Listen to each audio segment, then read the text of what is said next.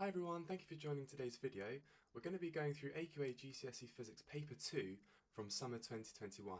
Now apologies, it is a bit of a long lesson today, almost going on to an hour. So as well as just going through the answers for this paper, I've also been giving lots of tips for exam theory and also just doing some wider revision, and hopefully that's going to help you guys push to that level 9. Now if you enjoy this video and you find it useful, please like and subscribe, and without further ado, let's just get started with this paper. Okay, so for question 1, we're asked to explain the effect of two factors on the braking distance of a car, but not referring to speed. So the first thing you should notice in this question is that it's worth 4 marks. So we should be getting a mark per factor and then also a mark per explanation. So the first thing I would think of is what's happening between the tyres of the car and the road surface. So in other words, the amount of friction that's happening between that boundary. So for my first factor, I've written you could have poor quality or worn tyres, and the effect this has is that you're reducing the amount of friction between the car and the road. So that's going to affect the braking distance. So that's our factor and explanation. You could have other factors relating to the same explanation. So you could also have perhaps a wet or an icy road making it slippy, but these factors will just have the same explanation. So for the next 2 marks, it's good to come up with something that's got a new explanation entirely. So the car could be traveling perhaps uphill or downhill, and that will affect how quickly it can brake and stop. Equally, you could be adding mass, so you could add passengers to the car, or you could be putting your shopping into the boot. So this is what I've written for the second factor, for the 3rd mark. And what this does is you're increasing the amount of momentum the car has. So you're making it harder for the car to stop, more energy is required for that car to stop. So that's going to be affecting the braking distance too. So that's your second explanation for all 4 marks. So in question 1.2, we're asked which equation links acceleration, mass, and the resultant force. So hopefully from your lessons, you're aware of what Newton's second law is, which is that the force is equal to mass times acceleration, so F equals ma. And we've got a little diagram here, so you can see a mass experiencing a force F, and that will then accelerate. So does the resultant force follow this same rule? So the resultant force is just when you have more than one force acting on a body, and you just balance them, so you end up with this overall net force. So in this second example here, I've got 2 forces, F1 and F2, and to find the resultant force of them, you would just subtract one from the other, so just like this. And you end up with this singular resultant force, Fr, which you can just redraw your diagram as the mass here just experiencing this resultant force. And resultant force still obeys Newton's second law, so the resultant force causes a resulting acceleration according to F equals ma. So when we're looking at our options, you can see that we'd want to be ticking that top box. So in the 3rd part of this question, we're giving the mean braking force on a car and also its mass, and we've been asked to calculate the deceleration of the car. So because we've got a braking force, we've got a mass, we can just use Newton's second law to work out the acceleration, or the deceleration in this case. So the first thing you want to do is just rearrange this equation to make acceleration the subject, so just like this. Now, to kind of picture what's going on here, we've just drawn a quick diagram. So it's good practice in questions like this to usually set a positive or forward direction. We've been told that the car experiences a braking force, so we can kind of assume that it's going to be moving, especially if we're calculating a deceleration. So I would define the direction in which the car is moving as the positive forward direction. So this braking force acts against that, so it acts in the opposite direction. So when we actually go ahead and plug force into our equation, it's probably good practice to include the minus sign.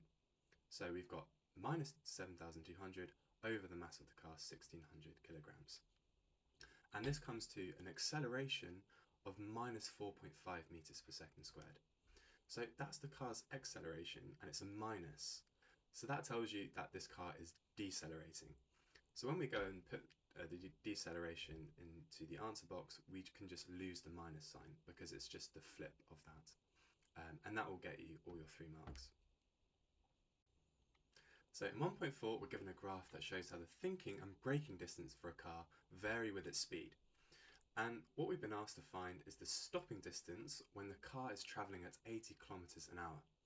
So firstly, the stopping distance is the total distance it takes for the car to stop, and that is the thinking distance added to the braking distance. So when the car's traveling at 80 kilometers, we're going to have to use the graph to find firstly the thinking distance and then the braking distance. So at this point in the exam, you'd want to get your ruler and pencil out and start drawing some lines. I've given it a go here.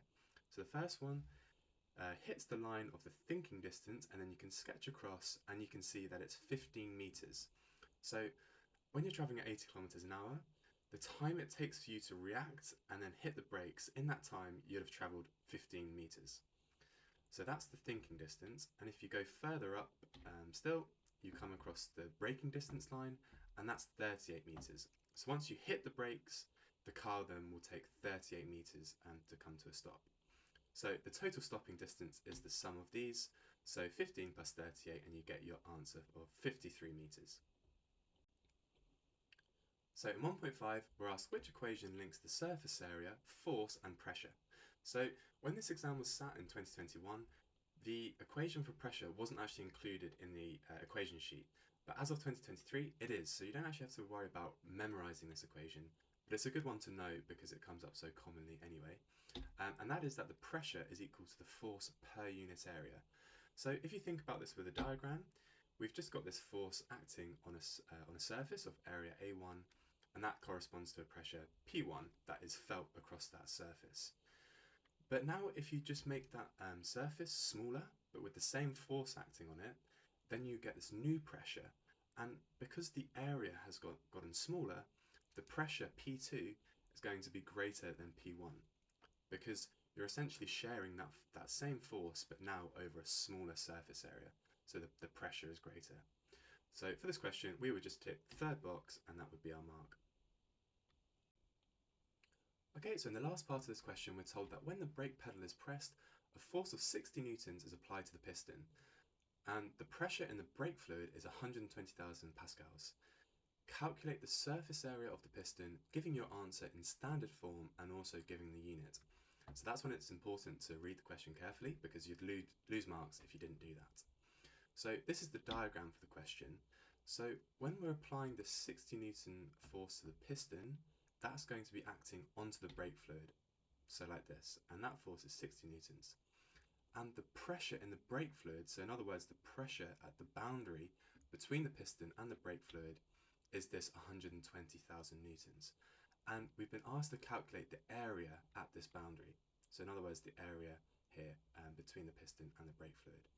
So to do this, we can use our equation for pressure, but we want to rearrange to make area the subject. And then we can go ahead and plug our values into the equation. Now, the units for area are just meters squared, and that's because up to this point we've used completely standard units for the pressure and the force. So for pressure, pascals are the standard unit, and for force, newtons is. So when we calculate the area, we're just using our standard units of meters squared.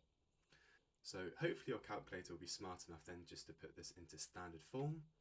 And you'll get your answer of 5 times 10 to the minus 4, and you put your units in here and you get all of your 5 marks. Okay, so in question 2, we've got a child on a playground toy, and the springs have been elastically deformed where the child has been bending backwards, and we're asked to explain what is meant by elastically deformed. So importantly, elastically deformed isn't when you go past the elastic limit of the spring. So if you have a spring and you stretch it to a point where you go beyond its elastic limit, once you release it, it won't return to its original shape. But when something's just elastically deformed, you are within that elastic limit. So the deformed spring, in this case, will return to its original shape. So that's when something is elastically deformed. And this happens when the force, and in this case the child, is removed. But generally they ask you to explain what is meant by elastically deformed, so you don't really have to give the context of the child on the playground toy. You can just give a general definition. So question 2.2 is a 6 marker, and we're initially given this graph which shows the relationship between the force applied to a spring and then its extension. And you can see that this is just a linear graph when you've got force on the y-axis and extension on the x-axis. So this graph is just showing you Hooke's law, which is just stating that the force is proportional to the extension. So you can see that this is what this graph is showing. Now, for the 6 marks, we've been asked to describe a method that a student could use to obtain the results in this graph. We should include a risk assessment for one hazard in the investigation, and we can also include a diagram in our answer.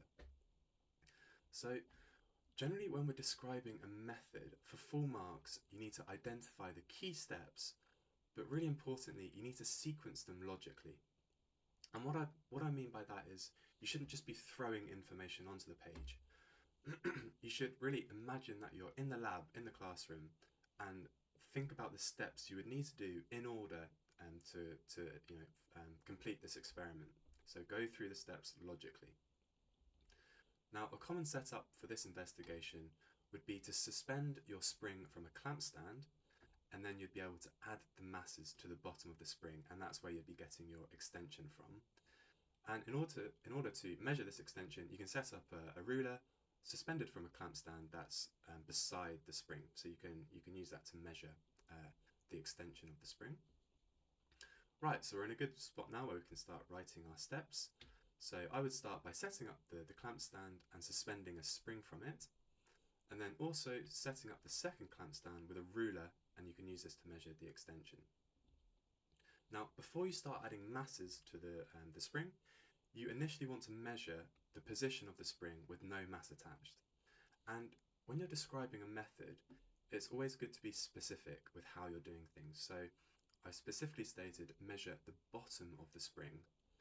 And throughout the experiment, you should emphasize that this is the position of the spring that you're going to be measuring. And we do this without the mass attached, just to give us a starting point, like the origin of our graph. So then you can go through your independent variable. So you could start by adding a 1 Newton weight and measure the extension that's created by adding this weight. And I think it's good practice to add into your answer the actual values that you'll be using in the experiment. Because then you can specify this next point where you can add weight in a 1 Newton interval up to 8 Newtons, measuring the extension for each.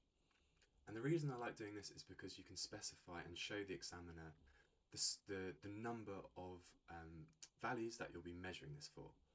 And typically you want to be doing that for 5 to 8 readings. So in this we've taken 8 readings from 1 Newton to 8 Newtons in steps of 1 Newton. So I like to add values because you can just specifically show that you're going to be taking enough measurements in this experiment. And like in any good physics experiment, you want to be taking repeat values for your dependent variable, and that reduces the uncertainty. So I would also add this in any description of the method, is ways to reduce the uncertainty in your experiment. So now we can get on to the risk assessment, and you should have learnt this in your lessons in school, but any risk assessment starts with a hazard, identifying a hazard, showing its risk, and then the steps you can take to take precautions to minimize that risk. So there's lots of different hazards in this experiment, but the one that I've written down here is that your spring could snap. So you're adding mass to a spring, it could at any point snap if you add too much weight to it particularly. And this has a risk of perhaps the spring could spring off into your eye, so it could damage your eye. So the sort of precaution you'd want to take for that is by wearing safety goggles or not adding too much mass to your spring. So that's the key sequence in a risk assessment. You identify a hazard, show its risk, and then the steps you can do to reduce that risk. So it's a long question, but that would get you all of your 6 marks. Okay, so in 2.3, we're asked which equation links extension, force, and the spring constant. So in the previous part of this question, we've just gone through Hooke's law in quite a lot of detail, and we should know now that the force is proportional to the extension. So the force is equal to the spring constant multiplied by the extension, so we can just tick the second box and get our mark. Okay, so in the fourth part of this question, we're asked to determine the spring constant of the spring using figure 4 from earlier. Now, figure 4 was showing a straight line graph representing Hooke's law, where the force was proportional to the extension. Now, when we look at this equation and relate it to the equation of a straight line, y equals mx, we should be able to see that if we have this graph with force on the y-axis and extension on the x-axis, then the gradient of this graph will correspond to our spring constant. So that's what we need to do for figure 4. We need to calculate the gradient. So going to that figure, so the gradient is equal to the change in y over the change in x. So we need to take values from our line to put into this equation. And generally, because this line is starting from the origin, we can take that as the starting point. And then it's good practice to make your 2 points then as far away as possible along the line. So the point I've taken is further along the line here at 0.12. And you want to draw a line up from the x-axis and then a line where this meets the line and then across to the y-axis. So your change in y, if you look at the axis, is 4.8 newtons, and this corresponds to a change in x of 0.12 meters. Now you can just go ahead and put these values into your equation for the gradient, and you'd calculate about 40 newtons per meter. And it's newtons per meter because we've got the change in y on top, and that unit is newtons, and we're dividing that by a quantity in meters. So it's newtons per meter. And that would just give you your answer, which you can put in here, 40. And they've given you the units, so that would be your 3 marks. In 2.5, the student concluded that the extension of the spring is directly proportional to the force applied to the string. Describe how figure 4 supports the student's conclusion. So this is the graph. So what about this graph makes it the force be directly proportional to the extension? So firstly, it's proportional because you can see that the graph is a straight line. So that would be your first mark. You say that the graph is linear, or there's a straight line. And the second mark is really crucial. When you see something that's said to be directly proportional, that means that it's passing through the origin of the graph. So the second mark, you have to say that the line passes through the origin. Okay, so in the last part of the question, we have the student repeating the investigation using a different spring with spring constant 13 newtons per meter, and it wants us to calculate the elastic potential energy of the spring when it's extended to 20 centimeters. Now, it's dictated that you have to give your answer in joules. It is a bit hidden here how it's been edited, but that's my fault. So you've got to be really careful with the units. So they've given the extension of the spring in 20 centimeters. But because we're going to be giving the answer in a standard unit of joules, you should just initially spot that you're going to have to convert this to meters. Okay, so you've got to be reading the questions really carefully. So we can use the physics equation sheet, and from that you can get the equation that the elastic potential energy is equal to half k times the extension squared. So we can just pop our values into the equation. So half times 13 times 0.2 squared. So 20 centimeters is 0.2 meters. And then we'll get our answer of 0.26 and our 3 marks. Now, the elastic potential energy, that is the amount of energy that's stored in the spring when you stretch it as well. So just an extra bit of information. Okay, so in question 3, we're moving on to a new topic, looking at stars. So a main sequence star in a distant galaxy is the same size and mass of the Sun. Explain why the star is stable while it's in its main stage of its life cycle. So for a star to be stable, the forces acting outwards must balance the forces acting inwards, so that it doesn't collapse under itself or blow up. So what's the force acting inward? Well, that's the force of gravity, and then the outward force is created from the energy as fusion is happening within the star. So for our first mark, we have to say what these forces are. So we've got the gravitational force inward, and the outward forces resulting from fusion. And then for your second mark, you have to state that these are balanced. So these are in equilibrium or they're balanced, and you'd get your 2 marks. Okay, in 3.2, we're asked to describe what will happen to the star between the main sequence stage and the end of the star's life cycle. You should include the names of the stages in the life cycle of the star. So the really key bit of information that we've been given is that this star has a similar size and mass to that of the Sun, in our solar system. So This, unfortunately, is just bookwork, and you kind of just have to memorize the different processes. But typically, for stars that are about the same size of the Sun, they'll follow this life cycle, where they'll become a red giant, then they'll collapse to a white dwarf, and then cool to a black dwarf. This is opposite to stars that are much bigger than the Sun that go through a supernova and then can either become neutron stars or black holes. So it's unfortunately just a bit of bookwork that you have to memorize for your exams. So in the answer, our first stage will be that the star will expand and become a red giant. Then it will collapse and become a white dwarf. And for that final mark, it then cools down to become a black dwarf, and that will be the end of its life cycle. And that will be the full 3 marks. Okay, so in the last part of this question, we've been given a figure that shows us how the speed of galaxies moving away from the Earth vary with their distance from the Earth. And you can see that there's typically a positive correlation, so the further the galaxy from the Earth, the faster at which it's moving away from us. And we've been asked which galaxy would show the smallest observed change in wavelength of visible light. So the way redshift works is similar to, say, the Doppler shift. So if you're thinking perhaps of an ambulance moving relative to you, the greater the speed at which it moves relative to you, the greater the change in wavelength you observe. So the faster it moves towards you, the lower or shorter wavelength you hear, so the higher pitch, and the faster it moves away from you, as it moves faster and faster, the sound becomes lower because the wavelength is increasing more and more with the speed that it's moving away from you. So in this case, we want to find the galaxy that's moving away from us at the slowest rate, because this will have the smallest distortion to the wavelength that we're measuring. So looking at the galaxies, you can see that A has the lowest speed relative to Earth. So we tick A and give our reason that it is the slowest moving galaxy. Okay, so now the paper is moving on to looking at optics, and in question 4 we're given a concave lens which is being used to form an image of our object. So you can see with a concave lens that as the rays pass through, you actually form the image by tracing back the rays as they emerge from our concave lens. So you can see that our image is formed when we backtrace our exiting rays. So the image of the object in figure 6 is upright. That's because it's on the same side as on the principal axis as the object, but we're asked to give 2 other words that describe the image.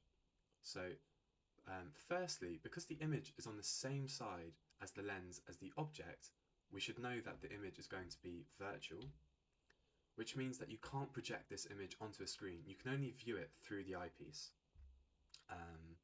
And then the second word that we can use to describe it is that it is smaller than the object. So you can say that it's diminished, just purely because it's a smaller size. So that's the answer. In 4.2, we're being tested on our ray tracing abilities. So now we've got a convex lens, and we want to show on the ray diagram how the image is formed. And we want to be using arrows to represent the image. Okay, so when we're doing ray tracing, there's always the first line that you can draw, and that is from the object through the principal axis, through the origin of the lens. And that will always just travel straight through. So our first line we can draw is one like this, where our rays are just passing straight through the center of the lens. Now, the second one that you should always draw from the object is just one that's exiting the object parallel to the axis of this lens. And what will happen there is that will always be refracted through the focal point of the lens. So our second line would always look like this. So it's being refracted, it's just missing it, but it's meant to be refracted through this focal point. Now at this point, you can see that these rays aren't converging to each other. So we're not going to be forming an image, or a real image, on the right-hand side of this lens. So similar to the last question, we're going to be forming a virtual image on the same side as the object by tracing our rays backwards. So we have to do that as the next part in the question. So you can see we can trace our rays back and they converge at this point, and the image is then formed here. Now with all ray tracing questions, there's always a third line you can draw as well, and that is one that leaves the lens parallel. So in this case, it would look like this, and I'll explain why. But if you have a ray that's exiting the object like this and emerging parallel, it can do this because it's aimed towards the focal length on the object side of the lens. And rays behave the same going forwards or backwards.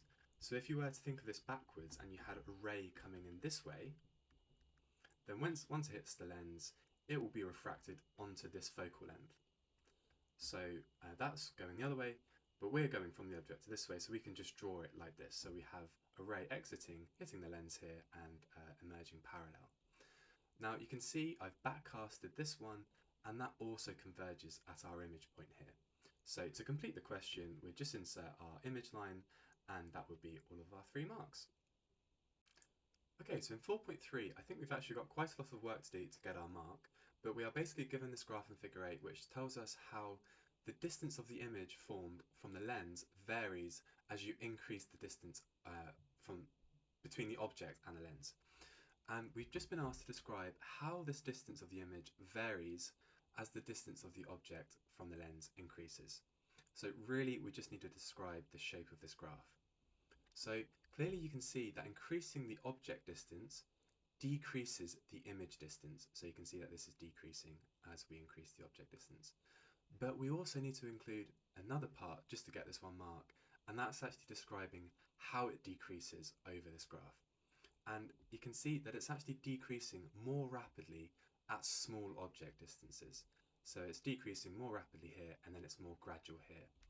Now, a trap that you could say would be that the image distance is inversely proportional to the object distance, because when we generally have something that's inversely proportional, we do have a graph that looks something like this.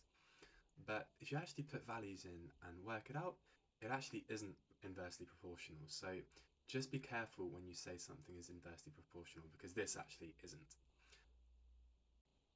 Okay, so in 4.4, we're given that the student has measured 4 values for the image distance, and we're given these values here.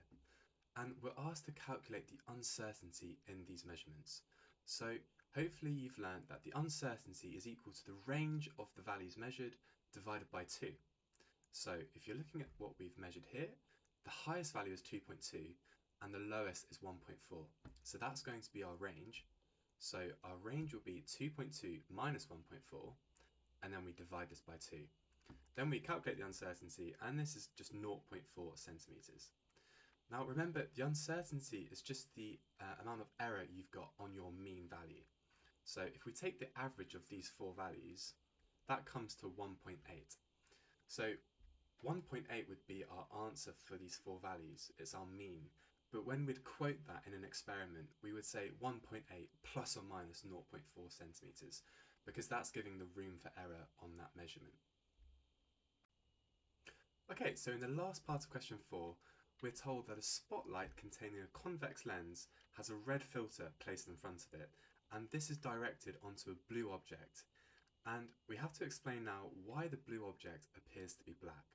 Now, if we didn't have the red filter and the spotlight just shone white light containing the whole spectrum of visible light, then what would happen is that it would reach the blue object, and the blue object would absorb all of the colours in the visible light except blue. It would reflect blue, and then when that reaches your eyes, you see the object as blue. But because we've now got this red filter, only red light is being transmitted. So that means once it's hitting this blue object, this red light is absorbed, because blue objects don't reflect red light. So for our first mark, we can put some of these down. So we can say only red light is transmitted, and a blue object absorbs the red light. So for the third mark, because the object is now not reflecting any light, it must just appear to us to be black. And because black objects don't reflect light. So we can just say for our third mark, no light is reflected and the object will appear to be black. Right, so question 5 is looking at electromagnetic waves. We've been asked to give one use of ultraviolet. So there's lots of different cases, you just have to learn these from your bookwork. The first one I could think of is plant growth, which is why if you have suspicious electricity bills, then the police might be knocking at your door. But also you can use UV to sterilise equipment. because it can kill bacteria and microbes, so also for water purification, and you can also use UV for energy efficient light bulbs or lamps. So in 5.2, an ultraviolet wave has a wavelength of 300 nanometers. Which of the following is equal to 300 nanometers? So 1 nanometer is equal to 10 to the minus 9 meters.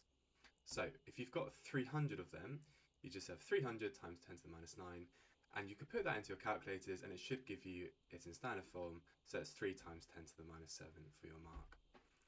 Now in 5.3, we've been given that the speed of ultraviolet waves is 3 times 10 to the 8, which is just the speed of light, and we've been asked to calculate the frequency of the ultraviolet wave. Now we need to use our answer from 5.2 for this. So we need to use the wavelength in meters, that's because the question has dictated that we have to give our units in hertz. So we can't be using nanometers, we have to put in our value for wavelength in meters so that we can work with just all standard units. So we just have to use our wave equation, which is that wave speed is equal to the frequency times the wavelength. And if you just rearrange for frequency, because that's what we're trying to find, and then you plug in your value for wave speed, and you plug our value in for wavelength, which we found earlier in meters, and you put that into your calculators, and you get your answer of 1 times 10 to the 15 hertz. Right, so in 5.4, we're given a table which shows the wavelength of our ultraviolet wave, but also 3 other electromagnetic waves. And it's all given in nanometers, so we've got wave E, wave F, and wave G. So draw one line from each wave to the name of the wave.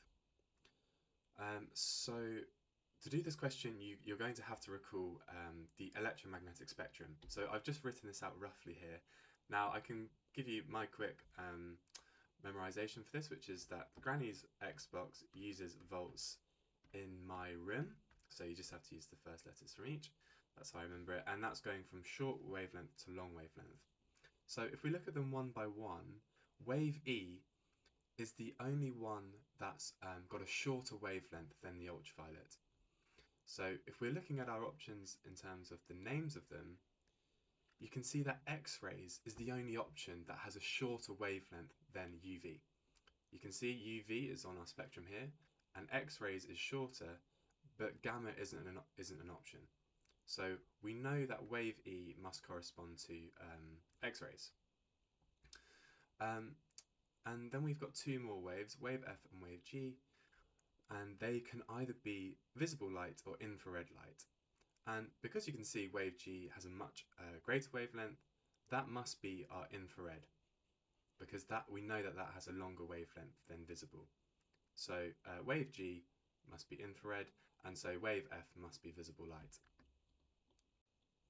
Okay, 5.5 states that electromagnetic waves are transverse, but some other types of waves are longitudinal. Describe the difference between transverse and longitudinal waves for 2 marks. So the key differences is the manner in which the particles in the wave vibrate. So in longitudinal waves here on the left hand side, you can see that the oscillations are happening parallel to the direction of the wave. Whereas for transverse waves, the oscillations actually occur up and down, so they're perpendicular to the direction of the wave. So we just have to put that diagram into sentences. So for the first mark, we can say that a transverse wave, vibrations are perpendicular to the direction of energy transfer. And that's just another word for saying direction of the wave. And for the second mark, we can just say a longitudinal wave, the vibrations are happening parallel to the direction of energy transfer. And that's the end of the question, so a full 8 marks. Right, so question 6, we're looking at waves, and we've got a teacher who's demonstrating some waves using a ripple tank. So we can see water on a sort of table, and we've got this vibrating bar which is displacing the water and causing waves, and this mark is there for the teacher to use to measure the waves as they go by. So in 6.1, the teacher measured the time taken for 10 wavefronts to pass the mark. The teacher repeated this measurement 3 times and calculated the mean. What is the advantage of repeating measurements and calculating a mean? So the teacher would take repeat measurements to reduce the random error in their measurements. So that's what you need to put for your mark. Now, just as a reminder as to what random errors are, they're caused by just natural variations or natural things that can go wrong in your setup or perhaps from the individual that cause errors in your results. So this could be just from natural variation in the real world experiment. So that could be happening here. So the waves could naturally, the vibrating bar could just slightly be displacing at a slightly different rate each time and just causing slight changes in the waves. Or you could have human error or perhaps unreliable measuring devices that can just throw the odd incorrect reading, for instance.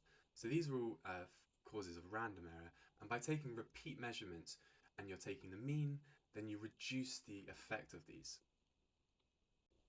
So 6.2 is a 5 marker, so there's lots of marks on offer here, and we now have the teacher's measurements for the time taken for 10 wavefronts to pass the mark, and we've been given the values 8.4, 7.8, 8.1. And we want to calculate the mean frequency of the wave and giving our answer to two significant figures. So it's worth 5 marks because we're actually going to have to calculate a mean, so it makes it a little bit more complicated. But just to start with, let's just think about what we'd have to do for one of these measurements. So let's have a look at the 8.4. So what this means is that 10 waves pass the mark in 8.4 seconds. So what is the time taken for one wave to pass? So in other words, what is the time period? And then remember, from the time period, we can find out the frequency. So the time period, the time for one wave, would be 10 divided by 8.4, and that would be 1.2 seconds. So to work out the frequency of the waves measured in this measurement, we just do 1 over this, and it's 1 over 1.2. We don't have to worry about giving it. This isn't what they're after, just like to show how we would do it for one of the values. But because we've got 3, what we need to do first of all is calculate the average of these 3 readings. So we can just work out the mean by adding them and dividing them by 3. So the average time it takes for 10 wavefronts to pass is 8.4 seconds. So that means the average time period is 10 divided by 8.1, which is 1.23. And from that we can work out the average frequency. We're just doing the inverse of that. And we get our answer of 0.81. We were given the units of hertz, but you have to remember that frequency have units of hertz. But yeah, that's all our 5 marks. In 6.3, a different investigation is done by the teacher who wants to determine the speed of water waves in the ripple tank. The teacher did not measure the wavelength of the wave. So our wave equation is this, and we want to find what the wave speed is. But at this point, because it's just a separate investigation, they're not measuring the wavelength. So we can't use this wave equation to calculate the speed of the wave. So we're going to have to use a different method. So explain how the teacher could determine the speed of the wave. So you just want to measure how the waves pass down the tank, and you can measure their speed just manually. So firstly, you'd want to measure the length of the tank using a meter ruler. And then you just want to measure with a stopwatch the amount of time it takes for a wave to pass through the tank. And then it's just a simple calculation of speed is equal to the distance travelled over the time taken. And you can work out your speed this way. So that's the end of question 6, so a nice 9 marks. Question 7 shows a cyclist riding a bicycle. Now, a force A causes the bicycle to accelerate forwards. What is the name given to this force? So it's actually friction. And this is going to cause lots of people to be scratching their heads because I think thrust would probably be a very popular answer too. But if you think about this conceptually, if you had no friction between the road and the tyre surface, then no matter how hard your cyclist pedals, the bicycle isn't going to move anywhere. It's just going to spin the wheels. So there is thrust that's being provided by the cyclist as he turns his legs. But the actual force that's happening between the tyre and the road surface is friction, and that's what's allowing the bicycle to accelerate forwards. 7.2 is asking us to determine the distance travelled by the cyclist between y and z, and we were given the graph in figure 12. So what we have is a velocity time graph. And we're trying to find the distance that the cyclist has travelled between y and this point z, I guess at the end of their journey. So for a speed time graph, the distance is represented by the area under the graph. So to find the distance that's been travelled between y and z, what we need to find is this area under the line. So looking at this, we could probably split this shape into two. We can look at the first area, which is just this rectangle, and we can find the base, that it's 20 seconds wide, and it's got a height of 5.4 meters per second. So it has an area that equates to 108 meters. Now the second area is a triangle, so we can put the equation in. So its base is 20, so we've got 20 here, and then it's got a height of 5.4. And remember, the area of a triangle is half times the base times the height, so we get 54 meters. So the total distance travelled between y and z is just the sum of these, and we get our answer of 162 meters. 7.3 shows the gears on the bicycle. So we've got gear A and gear B, and we have a pedal which someone is presumably cycling on and giving a downward force. And we have the pedal axle on gear A. So describe how the force on the pedal causes a moment about the rear axle. So there's actually quite a lot to explain here for 2 marks. I think it's quite a tough question. But initially you've got to think about how the force on the pedal is translating to the pedal axle. So that downward force from the pedal is causing a turning moment around the pedal axle.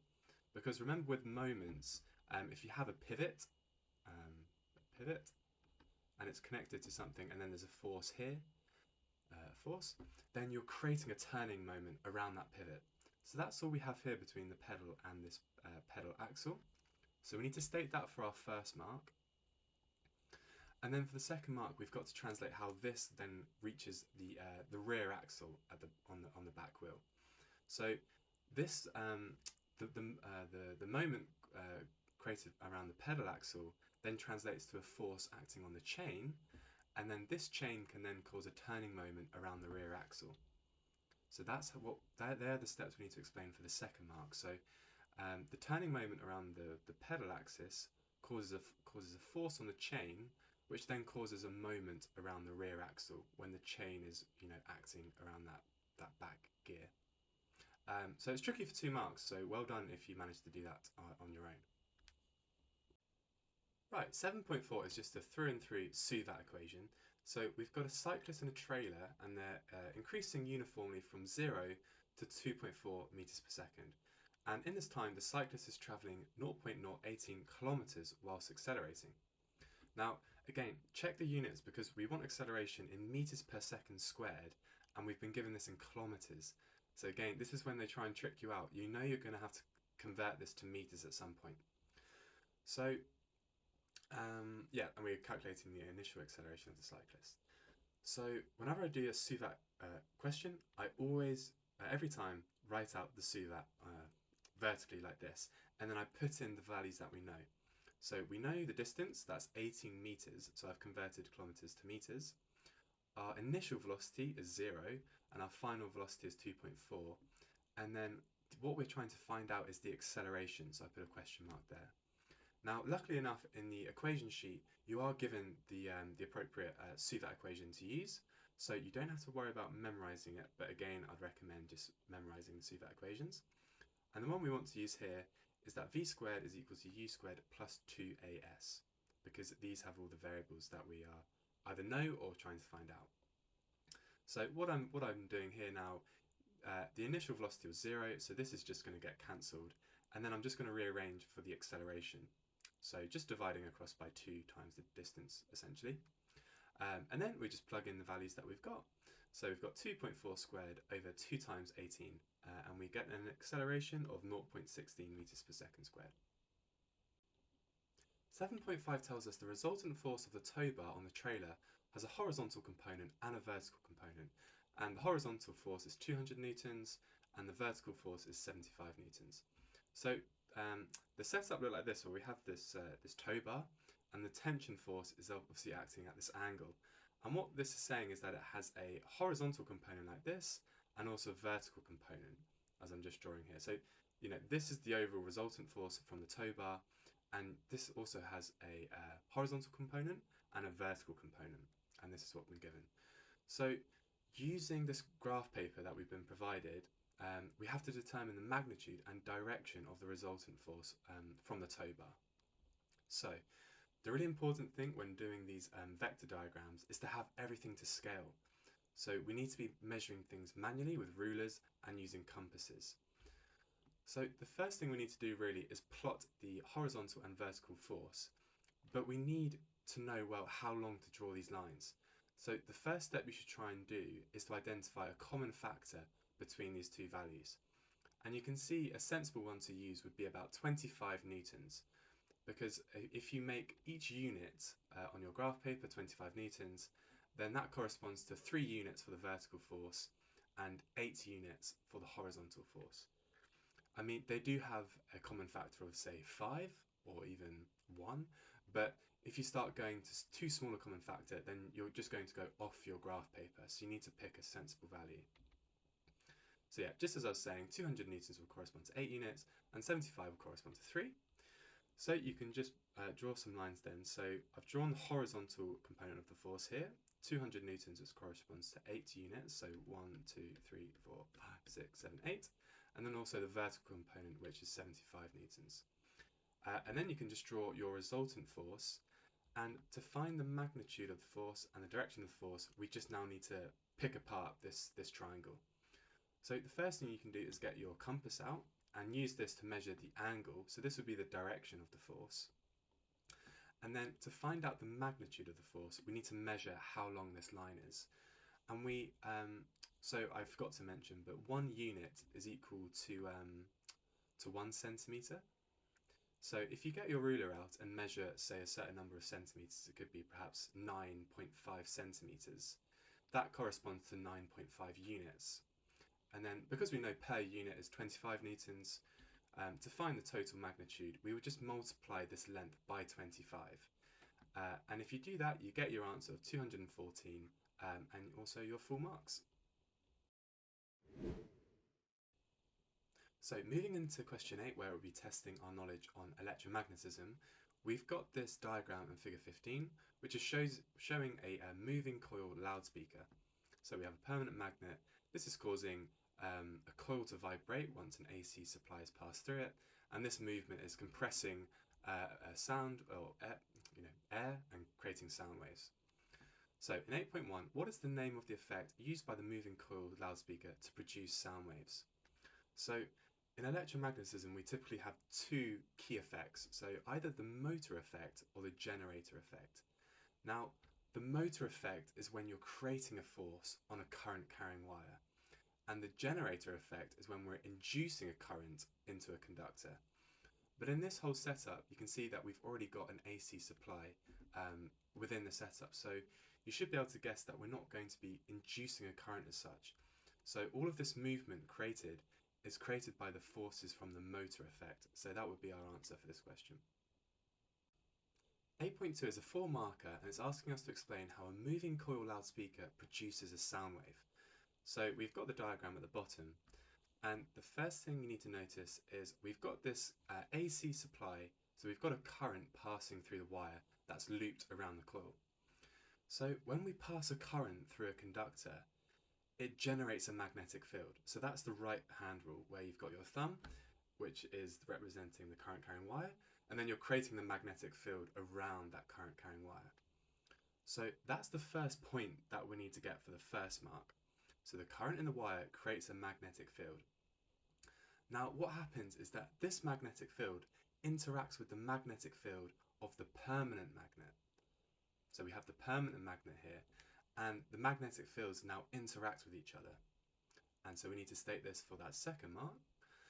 And the way in which they interact creates a force on the coil, and that force is going to cause the coil to move, to be displaced. So just going through this in a logical sequence, you'd have to state that for the third mark. Now importantly, and this is where the tricky part is just for that final 4th mark, is that because this is connected to an AC supply, the current keeps reversing direction.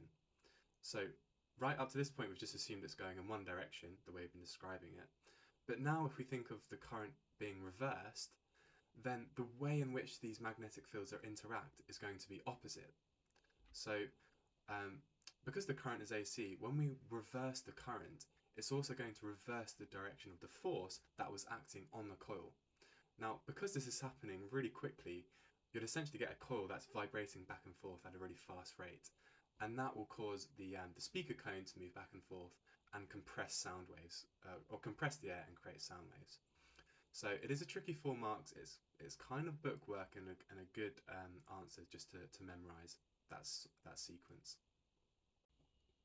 In the last part of question 8, we've got a student investigating how the loudness of sound from the loudspeaker depends on the number of turns on the coil and the frequency of the supply. And we've got table 2 showing their results. So we have a table where we have the number of turns, and it's increasing 100, 200, 300. We've also got in the table a column of frequency, and the frequency is also changing 200, 400, 600. And then we've got our dependent variable, what we're measuring, which is the loudness. Now, explain why the results cannot be used to make a valid conclusion. So, because the student wanted to know the effect of each of these variables separately, to have an independent variable, you should only have one thing that you're changing. So say if the student wanted to work out how the loudness depended on the frequency, then what the student should have done is controlled the number of turns and kept this constant. But instead, they've varied both of these variables at the same time. So you can never have two independent variables. So for your first mark, you'd state that the student changed two variables at the same time, and this means that it's not possible to know the effect of each variable separately. You should always control one and only have one independent variable. Right, so we're on to the final question of this exam paper, so congratulations for making it to the end. And in 9.1, we're going to be using Fleming's left-hand rule to predict the direction in which the copper rod will move for the following diagram. So this is when in the exam everyone's there doing all of this sort of stuff with their hand, but we've basically got a teacher demonstrating how a magnetic field can cause a copper rod to accelerate. The teacher places the copper rod on two brass nails or rails in a magnetic field. So we've got this circuit with a battery here and some sort of resistor here, and this is just an ammeter. So initially the switch is open, so no current's going to be flowing when the switch is open, but the teacher will then go and close the switch, and some force will be acted onto the copper rod. So we've got the positive side of the battery here, so we know that the current's going to be flowing this way, and this copper rod is going to be positive, and this one will essentially be negative. So we know that the direction of current in the copper rod is going to be this way. So that's the first step you have to be able to work out. And then you just have to remember what is going on with the left-hand rule. So your first finger is obviously the direction of the magnetic field. So in this setup, this is always the magnetic field always goes from north to south. So here, the magnetic field is just going to be going downwards. So our forefinger is going to be pointing down. And we've already worked out what the current is doing. So the current is coming out of the page. So the magnetic field is going down, current is coming out of the page. And it will look funny to you on the camera, but to me, my thumb is pointing to the right-hand side. So your thumb is indicating the direction of the force. So the force acting on this copper rod must be acting to the right. So that's everything that's going on, but now we've just got to put it into words.